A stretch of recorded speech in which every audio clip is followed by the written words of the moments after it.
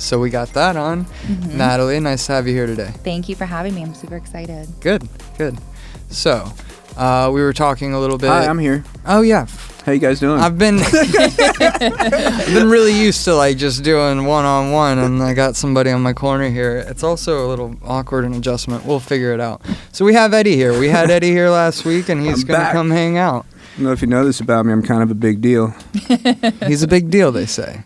So, now that we've introduced everybody at the table. Who are you? Yeah, Natalie. So we were talking. Essentially what we're doing is just talking about like various people's beliefs, values, experiences around drugs, substance use. Whether those experiences are your own, people that you love, care for, know, or just like a mix of all of those things, we can kind of go into like whatever you want to go into in terms of like how you feel, maybe the way that you were brought up and whatever culture, society you were brought up in impacted like your experiences, and maybe the way that, you've kind of seen what's been helpful to you could be helpful to you or other people, Absolutely. So, I don't know, what was like, looking back, I always like to ask, what was like your first experience or memory around drugs? Not like use, but just like knowing that drugs were a thing. I remember a family member, it was kind of kept hush-hush. I'm just for some background, I was born and raised in Washington, D.C., the suburbs of D.C., and to two parents who are still together. I have a little brother. None of them have any substance use disorders or anything like that. But I remember it kind of being kept hush-hush when a family member was started using drugs, and I had no idea. I thought like it was like the worst thing in the world because everybody made it sound like he was just like this horrible person, which I understand. Like I don't know, I get it. Do you know, back. were there like specific reasons? Like were there things, behaviors that he was doing, or was it just straight up like he's doing drugs and he's a bad person, or were you not like that? It was so it was kind of like he was living close to my family and I, and he would ignore my brother and I and just like not show up to things, and like my parents were very protective over us, so I think that they were like just like keep him away type of thing a little bit, but I mean then it got really bad, so like I definitely understand why my parents were like, there's probably stuff I didn't know about as a little girl. So yeah. About how old? Probably like 8 or 9, 10. Yeah, so that's really little. Yeah. Really young. Yeah, so I think like when you're that age and you hear these big words, and it's like you immediately have a negative association with them when you see your parents and, other family members stressing over it. So I think that magnified my attitude about it, at least. Sure. Was your family open with you about what was going on? Later on, yes. So that's like 4th, 5th grade around then. That's generally the time where like schools start like providing drug education. Do you recall like the kind of dichotomy between like anything you were learning in school, or like maybe what your family was talking to you about while this family member was going through whatever they were going through?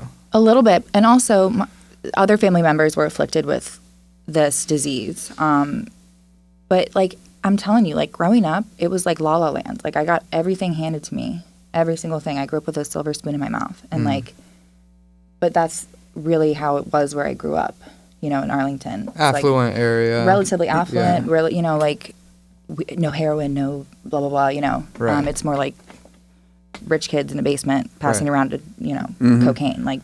And just to get an idea, how old are you? I'm 26 now. 26, okay. So is that when it started for you? Is that when you started using and get involved in that kind of thing? I had my first drink when I was about 13. Got super drunk, threw up everywhere, but I remember specifically getting so much attention for it. Like I was like the one that needed to be taken care of, and like the victim, and like everybody wanted to like surround me and help me and stuff. And I was like, I love this. If you don't mind me asking, the family member, was it a sibling? Was it like a cousin? A cousin. Okay. Yeah. All right. I just want, because like oftentimes there's like when a family has somebody like going through a substance use issue, there other people in the family will kind of feel or get neglected because like so much of the focus is on that person. So it just makes me like think, you even saying that, you know, like that got you attention.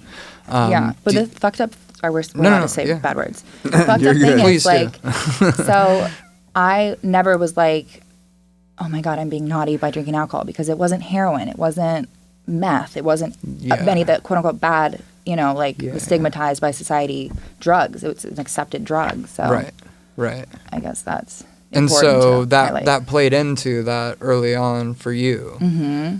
Like this was okay, but as long as it wasn't something Totally. else, yeah. Did you have like certain perception? Did you know people who were using those other drugs? No, not at all. No. Yeah, that's interesting. Yeah. What's interesting too is I don't know how, you know, in touch you are with like the area you grew up in today, but I would assume and probably bet some money that that's not the case today. About heroin. Yeah. Yeah. It's like, I'm telling you, it's like barren. I remember being super dramatic when I was like 21 before getting sober, like driving around looking for crack, which is like obscene. Like there is no crack in Arlington. Like I'm telling you guys. Yeah. It's like, if you guys saw Arlington, you'd be like, are you literally dumb? Like, I've been there. okay, so Actually, like, I have a cousin that lives up that way. okay, then you kind of get it. I don't know. Is it like still like that? Like I think so. But then again, I'm not driving around looking for crack, so. Yeah.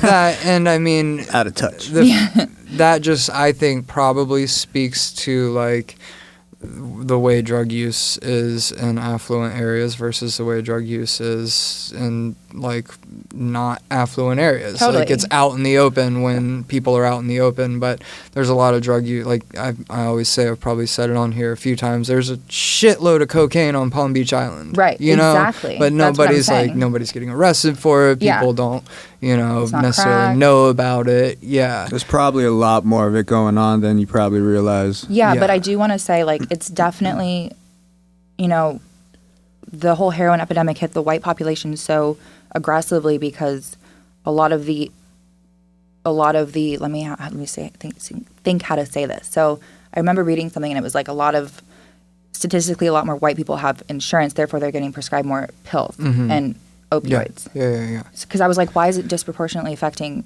this subset rather than, you know, the crack cocaine epidemic? Like that was so Right. much like. Right. I think you hear about it more, excuse me, in the white communities as well. Yeah. Well, I mean, I think we were talking about that earlier today. Is that's how this whole thing came to light. A white kid dies, the whole world Totally. goes Yeah. insane. You know what I Totally. mean? So it's probably a little more hush hush. Yeah. In those communities. Yeah. Like And in, you could be in very where you well- grow up or Yeah. grew up, and just not talked about as much until Until it it's a gets white bad, kid. until something gets, Yeah. you know, something Yeah. happens, or, you know, your every other house somebody's dying, something like that. Then you hear about it. You know, then it starts to come to light. well, it's a public health issue now, whereas before it was a public nuisance when it was Absolutely. crack epidemic. And Right. Yeah. Now When it we was a have. crack- yeah. Right, we have all this funding and resources 'Cause it started going hitting to the white it. communities. Yeah. Yeah. Which I mean, it's great that something brought it, but it's a shame, and it's like you can't not acknowledge the fact that like this is why we're addressing it Exactly. and looking at it as the way we are now. Absolutely. Versus the way we were, you know, in the 90s and early 2000s. And that's Absolutely. that's with a lot of different things too. You Mm-hmm. know, there's so many different things going on, and it's not a problem until it's a problem. Well, you until know? it's a young blonde white girl, Yeah. you know, Yeah. with like the Gabby Petito case, like Yeah, how many girls were missing? right, how many like, at the indigenous same women, how many time, yeah. you know people of Yeah, color. For sure. But anyways, bringing it back. So,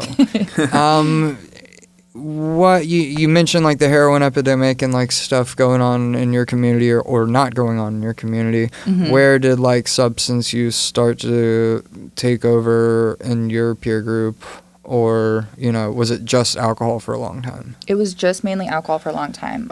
My parents always gave me the benefit of the doubt, you know, to a fault at times, and that's something they struggle with to this day, of like feeling guilty for not, you know, quote unquote knowing better, when it's like, no, I like lied to your faces like every single day. Like it's not your Yeah. fault.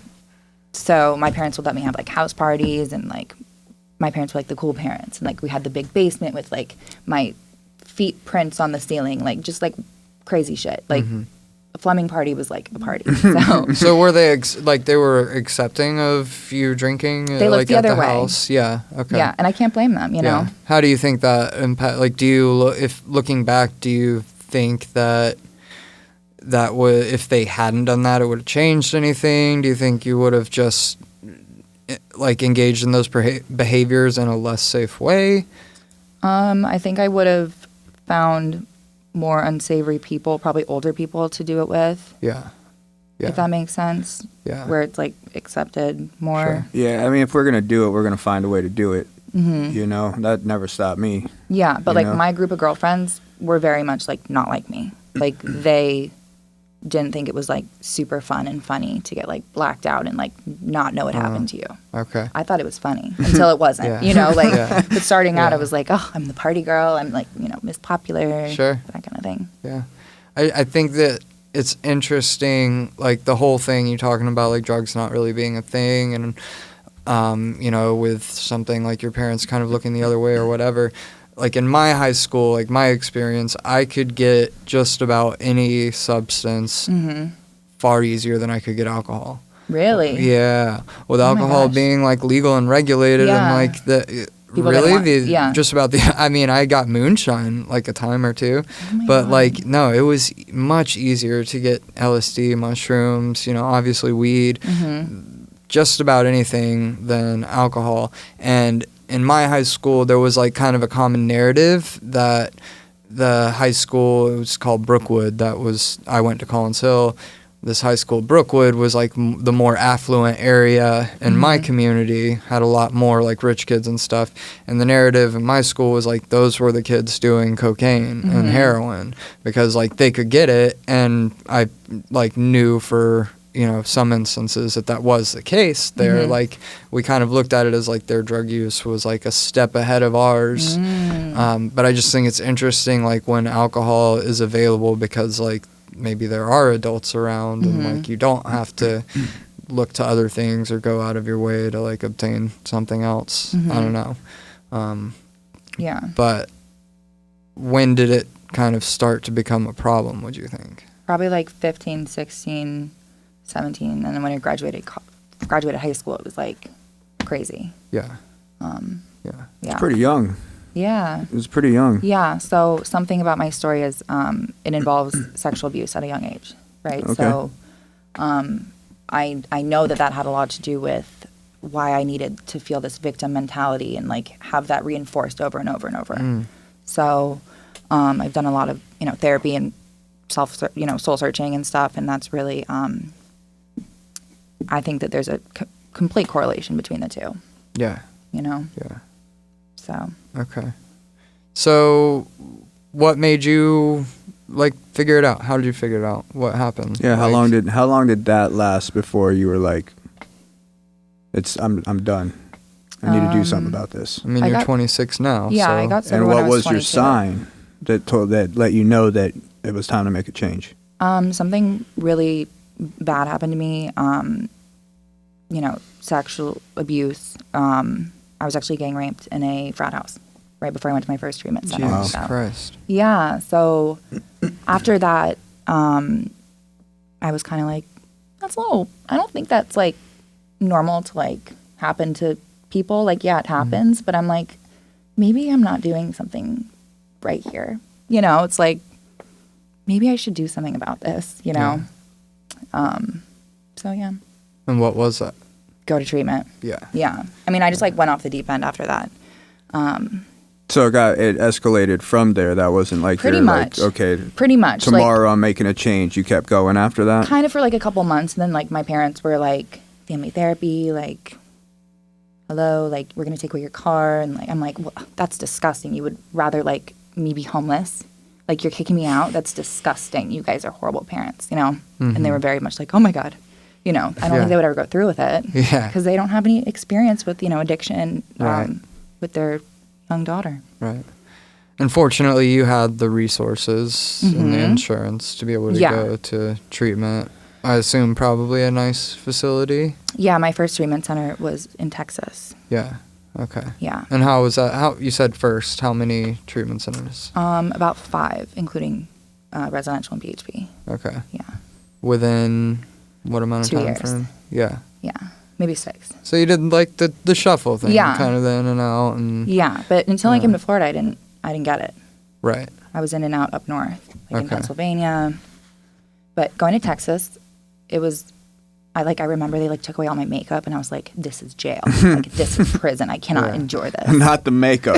Yeah. You can take everything Yeah. else. Don't take my makeup. Right, exactly. So it was very traumatic. Yeah.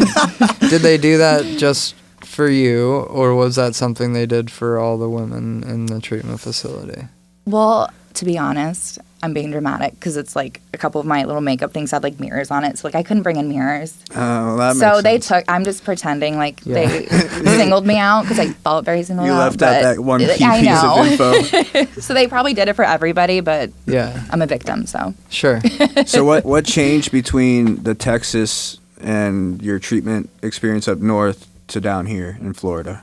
Well, they always say, once you get sober for even a month and you have like a head full of AA and wait, what is it? The quote, it's like Yeah, head full of I AA, belly do. full of alcohol, something along those lines. If you think of it, Yeah. say it. But it's I kind of like will. once my you head's go. gotten a little emptied of the AA. Yeah. I was always told that the 12-step fellowship had ruined your drinking and Totally. drugging career. Yeah. That's it. That's There- how it was it's put to me. basically the That's exactly saying what I'm for saying. it, but yeah, there's a Yeah. cliche. in There's there another word for it. that. It's called Yeah. guilt. Yeah. So after I went to my first treatment center, I was like, I guess like normal people, and when I say normal people, I mean people that don't suffer from substance use disorder. Mm-hmm.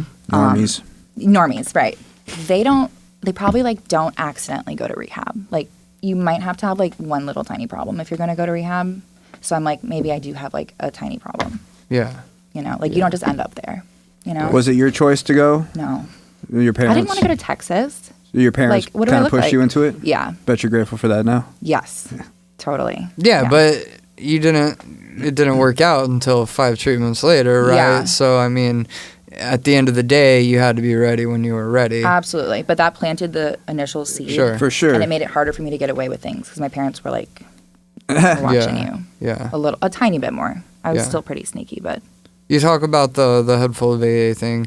Did you find that to be helpful or harmful or a little bit of both? Like in a really like when you had a recurrence of use, Mm-hmm. did it reinforce the recurrence of use and like kind of make you just say fuck it and a little bit. go like Towards- just keep, Yeah, towards the end of my whole drinking career, I was kind of just like waiting to die or get murdered. Like, because I was doing really bad, weird things by myself and like up and down the streets on DC, like all alone. yeah. So it was kind of like, when is this going to end? Like I'm just going to keep doing these horrible things until something really bad happens to me and I can just be over with. Right. Right. So, Well, fortunately that didn't happen. yeah. Yeah. So Yeah. you got down here. How long ago did you get down here? And 4 years ago in January. yeah. So, yeah. Nice. Thank you. Okay. I stayed sober. I was too scared to get drunk in Florida. Yeah. Have you gone back out while down here? No, too scared. So you're going on about 4 years straight. Nice, good Yeah. for you. Thank you. I appreciate that. Yeah. You say you're scared, so it's like, I mean, maybe you're being a little hyperbolic here. Yeah. Like, as you're like, surely your recovery is not driven by fear. No, it's definitely not. I'm just being dramatic once Yeah. again. No, so when I came down here, it was kind of like, there's only like a 2 to 5% chance that people in treatment are going to stay sober. Yeah. I can probably name like 2 or 3 people I was in treatment with that have stayed sober, maybe. Right. Out of all the times I'd been to treatment. Right. So it was very much in and out, in and out, in and out, like the Florida shuffle. And I was like, that's not going to be me. I don't even like Florida. No offense. But that is really not going to be me. Yeah. Because I'm going to get sober, get my degree, and get out of here, go home. Yeah. So, Yeah. And you're still working on that. yeah. Yeah. Still in school, studying social work. Cool. I want to Nice. help. That's awesome. I want to help kids that have been sexually abused. That's awesome. Thank you. So, you found your answer in a 12-step fellowship, correct? Yeah. Okay. Yeah. Yeah, I would say mostly. Do you still attend 12-step I do. meetings? Yeah. Yes, but I also, and this is part of the fellowship of AA, you know, keeping sober women around you, that's really important to me. And I did a lot of, you know, dating in and out of the rooms in early sobriety, which is like, you're very much not supposed to do that. Yeah. And so, you know, I was taken advantage of, whatever, like we all are. Or, you know, we all can be. You know, being new in AA, you know, we don't know what's going on. It's Florida. It's like the Wild West down here. It's crazy. So, being around like the newcomer woman and like the older women that are, you know, have more time than me, they have more knowledge than me. It's really important to me. Yeah. And to preach that to the girls that, like, you know, when I was working in treatment, it was important for me to preach it to them. I think that's definitely a good thing about the 12-step fellowships, is that the friendships that you make, having those people around you. Yeah. You know, that drew me to the 12 steps. You know, I wanted to be around people that were trying to do the same thing I was, you know, and then along the way you meet people that are, okay, maybe I should hang out more with this person. Absolutely. I thought this person had it, but I don't really like what he's getting involved in. Exactly. So, I mean, that evolves over time. You know, now I'm hanging out with these guys, you know, when I had a completely different perception of what recovery. We talked about it in the last episode. Is that mentality of if I do certain things, I'm going to put a needle in my arm again and things like that. Some of those things kind of pushed me away a little bit, but I still have those relationships and I still have people in my corner if I needed them. Right. You know, if things ever got out of control again, I still have people around me. I didn't have that before. You know, I was alone. So one of the biggest and the best thing about those fellowships is the friendships that I've made and the people that I have in my corner now, and the future friendships that came out of those as well, and the groups that I've gotten involved with, the treatment centers that I've gotten to visit and speak to, the people that I've gotten to help and things like that. So those were always good, but I did kind of find little things about certain ideas that I just couldn't get on board with. Yeah. You chuckle. Yeah. I mean, that just like speaks to like the connection and the importance of connection, just like in recovery and in life in general. And it's convenient that that's a place to find it. And that was really like for me early in recovery, like I needed somewhere to go. Like I didn't really have a lot of people in my life that weren't like, you know, where I was and trying not to be. Right. So it was a good, you know, spot for me to go, even if like from the get there were things about it that like I just couldn't totally jive with. Was able to fit in like certain pockets, you know, and found the steps themselves, like, and the principles behind them to be really helpful. And like I think anybody could benefit from, you know, like practicing those principles and those steps. But regardless, you know, talking about some of those, you know, things that maybe we couldn't vibe with, or like that just seemed in opposition to like my own personal beliefs or any of our personal beliefs or feelings. How I met you was you volunteering at Rebel. You know, we've so far been talking about like 12-step recovery and stuff, but I met you when you came to, you know, do harm reduction work and volunteering with Rebel, and then volunteering with me and Matt doing like underground syringe exchange and stuff like that. Yeah. You know, so like how did that come up for you? Like what brought you to that? How did reasoning with that? Were there any like issues with your group or like your circle in 12-step that like had opinions about that? Like what was that like for you? Because you're completely abstinent now, right? Completely, yeah. Yeah, I never had to be on subs or, you know, cannabis maintenance, anything like that. I don't have anything against it. Not for me. But yeah, so the whole needle exchange thing, I think I read an article about it somewhere, and I was like, holy shit, that's so fucking cool. Like, that just makes sense. Like, why the fuck do we not do that? And then I posted about it on Facebook, and somebody tagged Matt.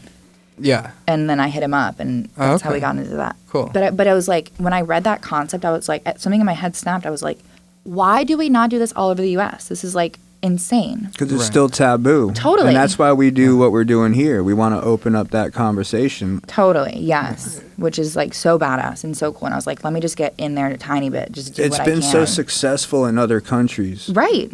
And yeah. I mean, in other states, like it's happened all across the United States. It's just really, there's a few pockets where it just doesn't happen, and it's Florida's behind the game in a lot of it. Yeah, which is fucking weird because Florida's the number one a lot of people capital of the world. Yeah. So you would think that people would be like, a lot of help people you. Still see it as a bad thing. Yeah. Yeah. You know, see, why are you going to help them get high? Right. You know, well, we're not. We're helping your kids not get diseases. Exactly. We're giving them resources so when they are ready, because you're not going to help them until they are. Yeah. But once they become ready, we've developed a relationship with these people. They know where to go. They know who to speak to, and they'd be comfortable coming to us. Are they? If somebody came to you, what are you going to do? You'd probably shun them. Totally. You know, and look down on them. You know, there's a lot of benefits from programs like that, but people still view it as something bad. Like you're helping them get high. You're not fixing anything. You're helping them. Right. Oh, yeah, it's like very old school mentality. Like I can see old people saying that. Yeah. Well, yeah. No, it's not just old people. Oh, I that's mean, so scary. but yeah, it's just again speaks to like the way people view drugs and drug users, and like they're less than, they don't deserve these certain services, you know. Right. It's like you can't get sober if you're dead. So like, hello. Yeah. Which is until pretty, it's their kid or Thank family you. member. Yeah. Then it's different. It's like the politician that doesn't like Yeah. abortion Yeah. until their mistress gets knocked up. Yeah. It's common. I mean, you can find it through. I love that analogy, but okay. Thank you. It goes back to like what we were talking about before, like in terms of, I don't remember if it was before we started or not, but like how we've suddenly changed a lot of the ways that we're addressing like substance use today, and we're allocating tons of funds for it because white affluent kids started dying. Exactly. You know, and yes, like with the introduction of fentanyl into the drug supply, like overdose deaths are way higher than they were with like crack. There were like not the same degrees of deathly issues, but like in terms of how they decimated entire communities and families and fed into a for-profit prison system. Totally. Like it was just as big of a problem. Yeah. I feel like we should say that we know it's not just a white person problem. Yeah. Because I feel like when I say that, I'm like stepping on eggs trying to say that. We're very aware that it's not just a color problem, that it happens everywhere. It just took... Right. Yeah, well, no, of and I course, love that you said that. But yeah, my whole thing, I don't want to speak for you guys, but I'm assuming that you guys kind of feel this way a little bit. It's like people didn't care when it was black kids dying, but now that it's white kids dying, everybody's like, oh my God. That's the point. Right. So. Yeah. Yeah. So that's of course it affects everybody from every race. Yeah. Now, gender, statistically everything. speaking, white people use drugs at a higher rate than any other ethnicity in the United States of America. Right. That goes back to they get prescribed opioids. Yeah. From but having I mean, insurance. it affects everyone. It's not. It doesn't discriminate between color, no, or race, and that's or creed, that's the or point. anything like that. Is the fact that it doesn't. We just started happening to care when it really started like coming, because when early 90s, you know, like it was drug use that occurred in white affluent communities was, like we were talking about earlier, behind closed doors, and it often wasn't problematic, just like it still can be not problematic today. People use drugs all the time. It's literally just the introduction of fentanyl to the drug supply that's suddenly made it so dangerous. But just speaking to, you know, like, of course it acknowledges, like, every race, religion, ethnicity has problems with substance use. It's just, when do we care about it? And when do we start allocating funds to it? And I mean, federal grants to it and all of these things. Where was that? We treated it as a public nuisance and we imprisoned people. We didn't. And by we mean black society. Yeah, of course. And by we mean society. Right. Yeah, we didn't put the white people in lawmakers, treatment. We didn't give money for treatment. We didn't give money for the medication assisted treatment. Drug court, there was nothing like that. Yeah, you had 3 strikes and you're in. You know. Yeah. Second chance. I We don't know what that implemented is. crazy drug policies. Right. Well, even drug court's about money. You pay a bunch of money, take some class and stuff. That's not real, like, rehabilitation. Right.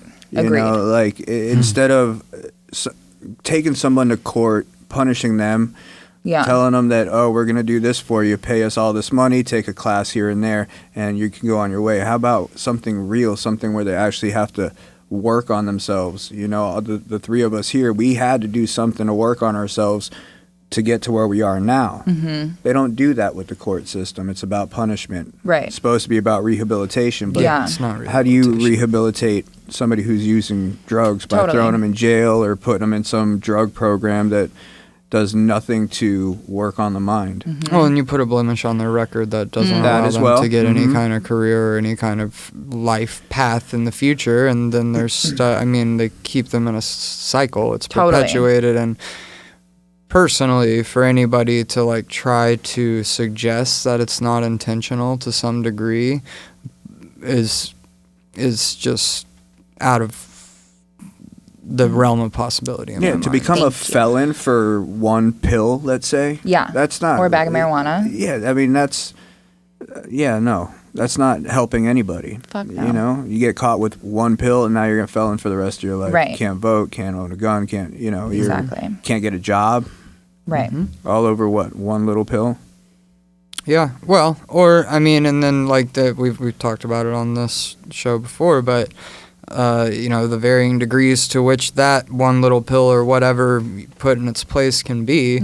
You know, white person with cocaine hydrochloride, 7 grams of coke versus another person with 7 grams of crack cocaine. Same drug, different form. Right. 100 times the sentencing. Yep. You know, little less than 100 times now. I look it up. They lowered the disparities in sentencing. Obama was able to lower it, but not all the way. I think it's still like 40-something% times the disparity in sentencing, you know, for cocaine versus crack cocaine. Right. Yeah, and that's, you know, we can say like that's about the drug and the way it affects the person, and that smoking cocaine, you know, makes it hit quicker and can cause, you know, higher degrees of craving, whatever you want to say.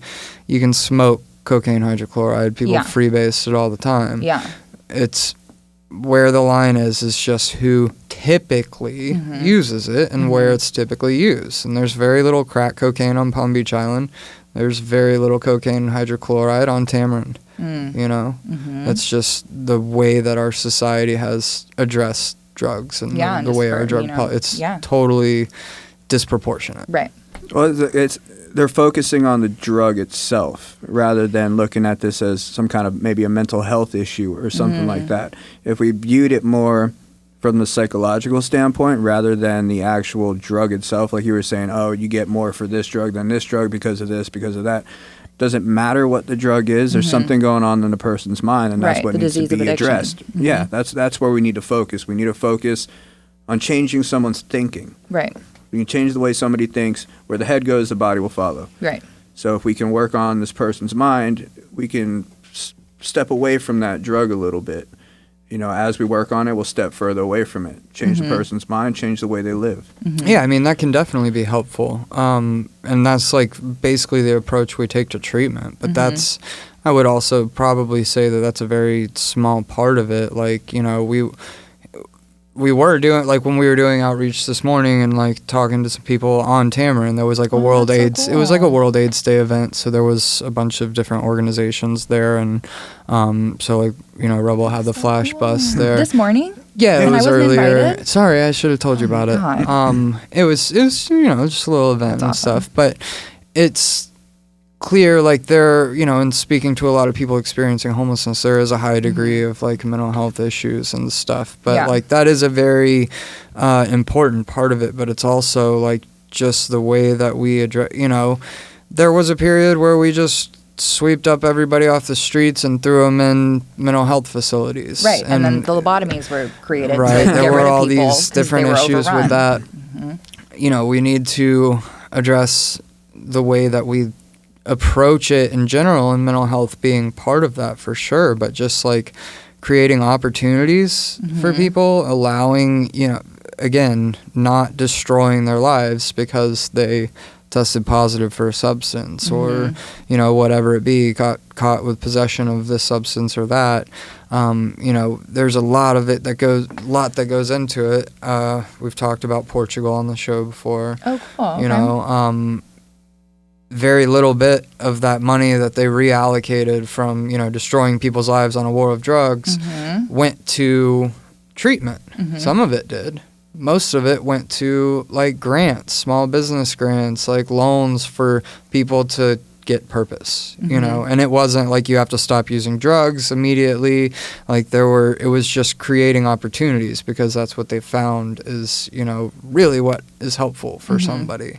Addressing mental health is huge, but it's not the whole picture. And I think that's really where all of the focus is right now, is mental health, which it's good that it's there now because it wasn't before. But I do think more focus needs to be shifted to drug policy reform. Right. And just generally the way that we approach drugs and drug users and drug education and all of these different things. When I hear you say reform, it makes me think about, you know, lawmakers and like, you know, they always say work from the ground up, but also things like this can help us work from the top down. Yeah. You know? Yeah. Because like I said,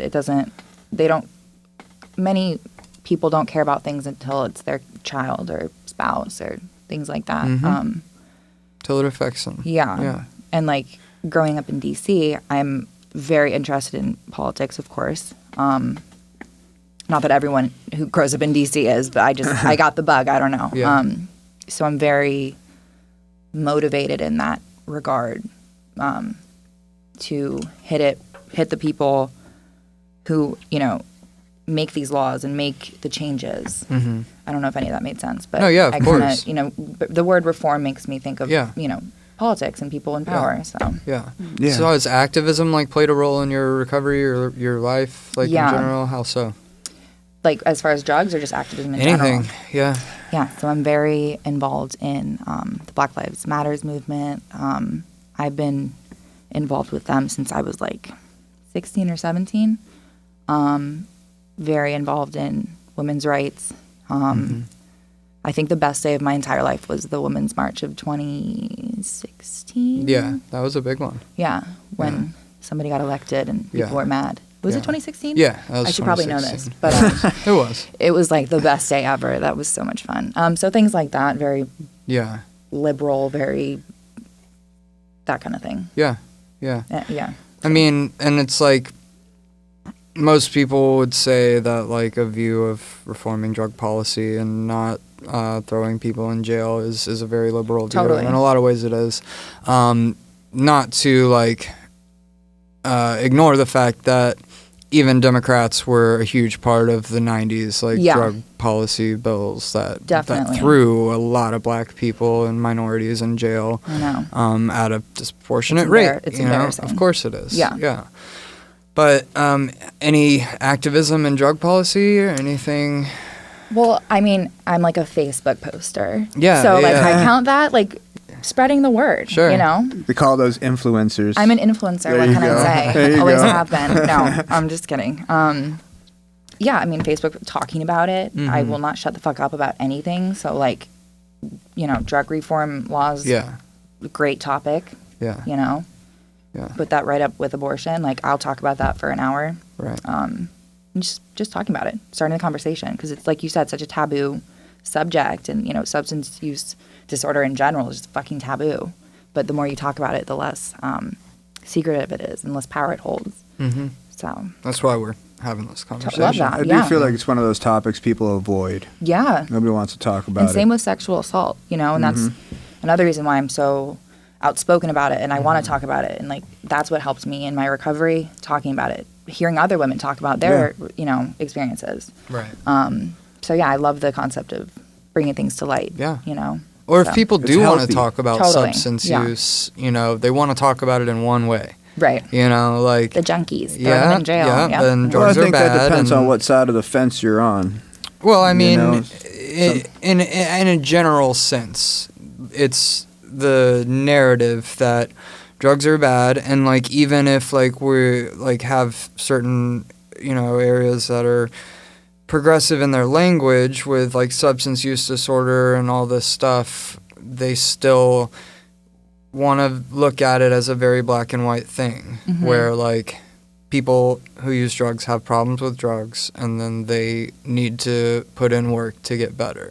And like we have, that's like when we were talking before about like the types of conversations we want to have here. Like we can find a shitload of conversations about like, this is my experience, this is my strength, and this is my hope, A, B, C, and drugs are bad, and like, period. Right. Drugs are bad. Okay. So, you know, like acknowledging, you know, again, we were talking as we were setting up, like we didn't use drugs because like they were miserable. Totally. Yeah. You know? I was fun as fuck. Yeah. Until I wasn't. I'm sure. But like, I'm sure. I was really fun. I'm telling you. I promise. So it was like your main thing, like alcohol and coke? Yeah. And towards the end, I dabbled with opioids a little tiny bit. Yeah. And that really scared me because actually my mom's a journalist and she focuses a lot of things on the opioid epidemic. Right. So you know, as my family became more enlightened about substance use disorders and learning more about it and, you know, whatever, I always had that in the back of my head. And I was like, okay, I cannot believe I just fucking did this because I know what's next. You start with the opioids and then you go to heroin. Yeah. That is what happens. That's like 85 people start with pills and they move to heroin. So it's like, okay, so like it's a common story. I got really sick. So yeah. Did you stop before you, like, so you told me before the show, like, heroin wasn't a part of your story, so, like, it just, like, was very short with the pills? Yeah, it was right before I came to Florida. Yeah. Well, I went up to PA, got kicked out because a boy called me a slut, I punched him in the face, I got kicked out, sent down to Florida. So, yeah, that was it. It was only, like, a couple weeks. I was abusing opioids. Yeah. Thank God. How did, so, just kind of briefly, you mentioned like looking for crack in certain areas. Right. So I assume by that you made the transition from like cocaine to crack cocaine. Literally no. I'm just dramatic and I wanted. Oh, okay. Because I wanted to ask you like what that was like. Oh like, no, thank you, but no. It was just straight like cocaine. I just was seeking like drama. Yeah. Yeah. Yeah. So you stuck with powder. In my feels. Yeah. Okay. Yeah. If there was coke in it, I'll do it. Yeah. Right. Yeah. Right. Definitely. No, I just thought Great it might be interesting. Yeah, I mean, no. it's like, You would think I would do it, but yeah, but no, it kind of plays into the thing, right? Like you weren't going around Tamron, you were in Arlington, and like probably like the white girls that were your age that are on Palm Beach Island aren't smoking crack, right? You know, they're it's just like it's particularly with cocaine, like because there's different forms. You know, there's very like. It's not like they don't cross, but there are like kind of defining lines that occur in the who uses what, you know. But like we don't talk about a lot of the white people who use cocaine very casually, and now overdoses are going up from that because of fentanyl contamination in the cocaine. Like that wasn't something you dealt with back then. So, you know, you got involved like volunteering for us like doing like some of the different stuff, and I know like you gave out a lot of Narcan because I remember you like I've met people like doing outreach and doing syringe exchange that like have told me I used to meet up with Natalie sometimes. Shut the fuck up. Yeah that just made my heart beat very fast. Thank you, that is very sweet. No, it was really cool happy. And like it had been a while since like you know, so I was like, oh wow, that's cool, man. Like, that's so sweet. I knew like you were out there handing out. So what was that like? Were you open about that in your home groups, like in AA and stuff? There was like a lull. I was kind of a dry drunk. Now that you mention it, after like I had gotten a year, I was pretty dry, and that's around the time I started. So I didn't even think of a correlation, but now I'm kind of thinking. By dry, you mean like you just weren't like doing. I'm miserable. I was like, this sucks. Like. And was that before you started volunteering, or was that? Yeah. Okay. And like I've always thought that my purpose on this earth was to do something good for other people. I think that's what we're here for. But particularly, I get my dopamine from that. Yeah. I mean, like I know we all do, but particularly, I love animals. No, I wouldn't say we all do. Well, I'd say there's a lot of people who. No, I appreciate that. Shit. But like as far as animals and stuff, and I just, like I said, I read the article on this shit, and I was like, that makes so much fucking sense. Yeah.